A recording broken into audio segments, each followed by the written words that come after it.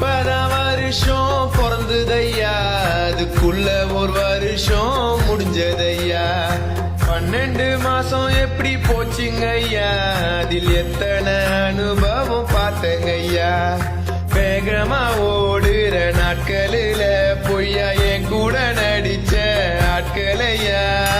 எத்தனை வேலை பார்த்த வருஷம் ஃபுல்லா, நான் ₹1 கையில காசு நிக்கலையா.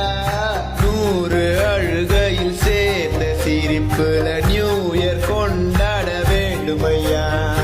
எத்தனை செருப்படி போன வருஷத்துல அத்தனையும் தாண்டி போணுமையா.